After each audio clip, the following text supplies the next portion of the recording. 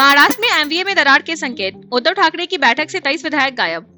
महाराष्ट्र की राजनीति में हलचल तेज हो गई है। उद्धव ठाकरे द्वारा बुलाई गई महाविकास अघाड़ी की अहम बैठक में 60 में से 23 विधायक शामिल नहीं हुए। बैठक से शरद पवार की गैर मौजूदगी ने भी सियासी अटकलें बढ़ा दी हैं। हाल ही में 6 सांसदों के एकनाथ शिंदे गुट में जाने के बाद उद्धव ठाकरे ने गठबंधन की एकजुटता पर सवाल उठाते हुए कहा, क्या हम सच में एक साथ हैं? इससे एमवीए में अंदरूनी खींचतान की चर्चा तेज हो गई है।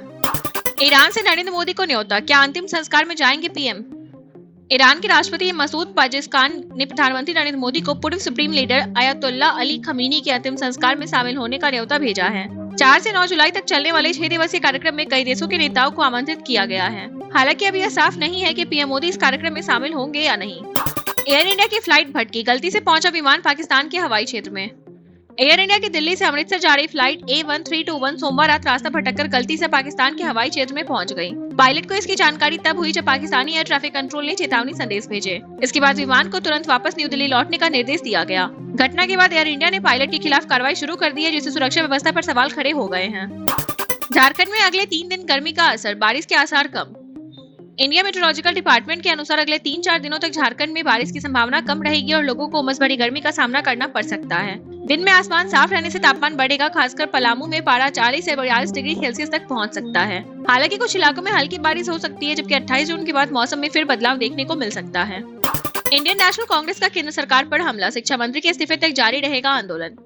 इंडियन नेशनल कांग्रेस ने पेपर लीक मामलों को लेकर केंद्र सरकार के खिलाफ बड़ा अभियान छेड़ दिया है। राज्यसभा सांसद रंजीत रंजन ने कहा कि जब तक केंद्रीय शिक्षा मंत्री इस्तीफा नहीं देते तब तक कांग्रेस युवाओं की लड़ाई सड़क से संसद तक लड़ती रहेगी। देहरादून में उन्होंने बताया कि पार्टी अगले 40 दिनों तक छात्रों की गूंज अभियान चलाकर छात्रों के मुद्दे देश भर में उठाएगी।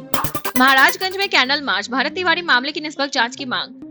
महाराजगंज में भरत तिवारी की मौत के विरोध में लोगों ने कैंडल मार्च निकालकर श्रद्धांजलि दी और निष्पक्ष जांच की मांग उठाई। प्रदर्शनकारियों ने आरोप लगाया कि भरत तिवारी ने पुलिस के सामने आत्मसमर्पण किया था, इसके बावजूद उनकी हत्या कर मामले को एनकाउंटर का रूप दिया गया। लोगों ने दोषी पुलिस कर्मियों पर कड़ी कार्रवाई और मामले की उच्च स्तरीय जांच कराने की मांग करते हुए आंदोलन जारी रखने की बात कही।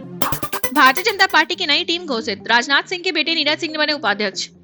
उत्तर प्रदेश बीजेपी अध्यक्ष पंकज चौधरी ने 2027 विधानसभा चुनाव की तैयारी के लिए नई संगठन टीम का ऐलान किया है। नई टीम में रक्षा मंत्री राजनाथ सिंह के छोटे बेटे नीरज सिंह को उपाध्यक्ष बनाया गया है। साथ ही पूजा पाल समेत कई नए चेहरों को जिम्मेदारी देकर संगठन में जातीय और क्षेत्रीय संतुलन साधने की कोशिश की गई है। भारतीय जनता पार्टी ने बदली उत्तर प्रदेश की पूरी टीम, सभी 6 क्षेत्रीय अध्यक्ष बदले। भारतीय जनता पार्टी ने उत्तर प्रदेश में बड़ा संगठनात्मक फेरबदल करते हुए नई टीम का ऐलान कर दिया है। नई सूची में 19 प्रदेश अध्यक्ष, 8 प्रदेश महामंत्री और 19 प्रदेश मंत्रियों की नियुक्ति की गई है, जबकि सभी 6 क्षेत्रीय अध्यक्ष बदल दिए गए हैं। पार्टी ने 2027 विधानसभा चुनाव को ध्यान में रखते हुए जातीय और क्षेत्रीय संतुलन के साथ कई महिला चेहरों को भी संगठन में जगह दी है। भारतीय जनता पार्टी का बड़ा दाव, नवाब सिंह नगर बने पश्चिमी यूपी अध्यक्ष। भारतीय जनता पार्टी ने उत्तर प्रदेश संगठन में बड़ा बदलाव करते हुए नवाब सिंह नगर को पश्चिमी यूपी का क्षेत्रीय अध्यक्ष बनाया है। राजनीतिक जानकारी से बीजेपी का बड़ा गुर्जर कांड मान रहे हैं, जो कि पश्चिमी उत्तर प्रदेश की राजनीति में गुर्जर समुदाय की अहम भूमिका मानी जाती है। माना जा रहा है कि इस फैसले के जरिए पार्टी 2027 चुनाव से पहले क्षेत्र में अपनी पकड़ और मजबूत करना चाहती है। खान सर की अग्रिम जमानत पर सुनवाई टली, रोशन आनंद के सहयोगियों को राहत। पटना में चल रहे कोचिंग विवाद के बीच खान सर की अग्रिम जमानत याचिका पर गुरुवार को सुनवाई नहीं हो सकी।